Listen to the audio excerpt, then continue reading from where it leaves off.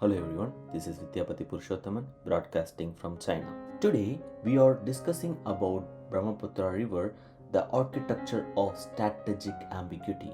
The Brahmaputra is named as Erlang Zambu in Tibet because of those upstream flows that joins from the Tibet to Assam region. Brahmaputra River has many tributaries that floods into the Assam region and becomes the mighty Brahmaputra. One of such tributary is Erlang Zambu that originate from Tibet.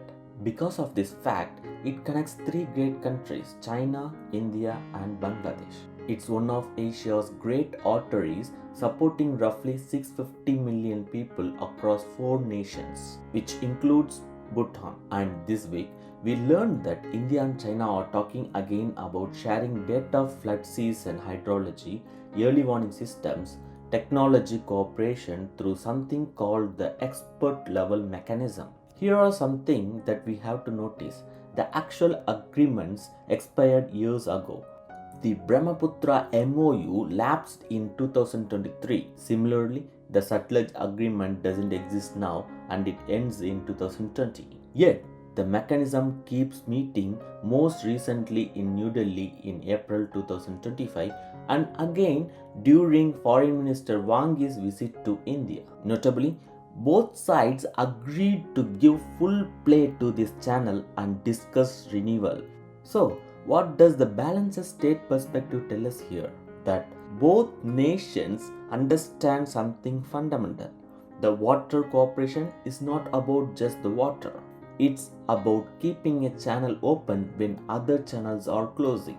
As the India Forum noted in November 2025, cooperation over shared water resources could act as a practical confidence building measures. But more than that, it's a signaling device that the cooperation still exists between India and China.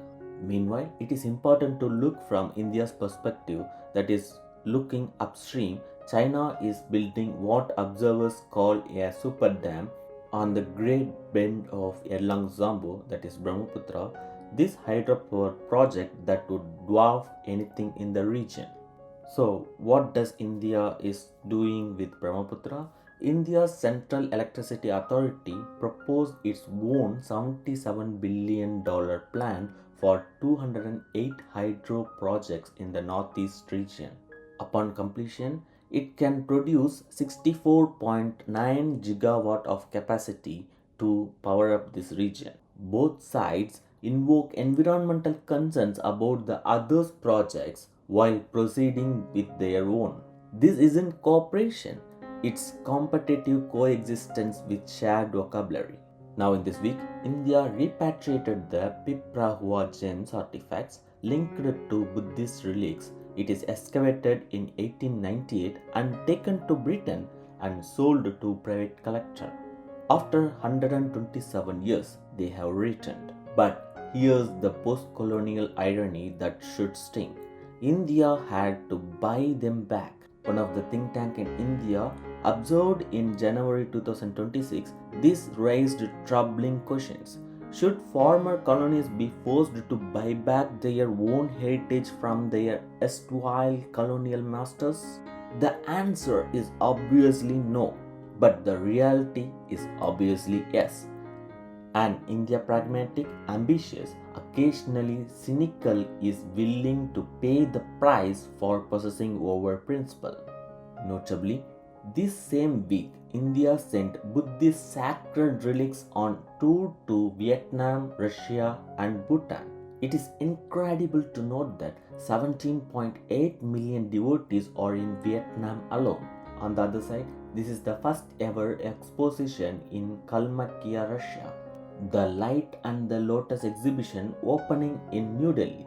Therefore, when we look from India's perspective, Buddhist diplomacy is India's answer to China's Confucius Institute's spiritual soft power deployed with strategic precision. And finally, the CHIPS. India formally joined the Pax Silica coalition in late 2025. It became 12th member alongside the US, Japan, South Korea, UK, Israel, Australia and others. So, what is the explicit purpose here?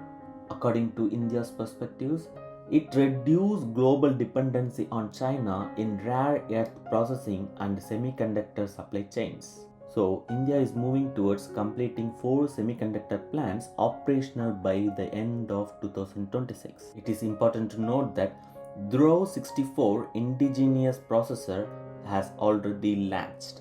The design linked incentive scheme supporting 24 startups, 67,000 students learning on national EDA platforms.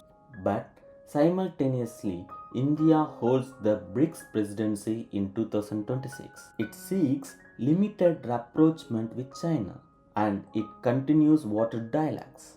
This is the balanced state in full flower.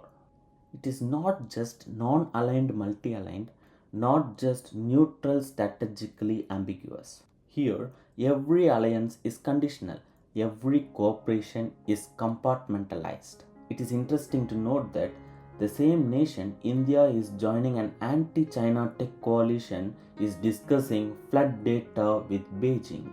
So, the dragon and the elephant are not reconciling. They are learning to share the same room without acknowledging each other, a diplomatic quantum superstition where both competition and cooperation exist simultaneously until observed.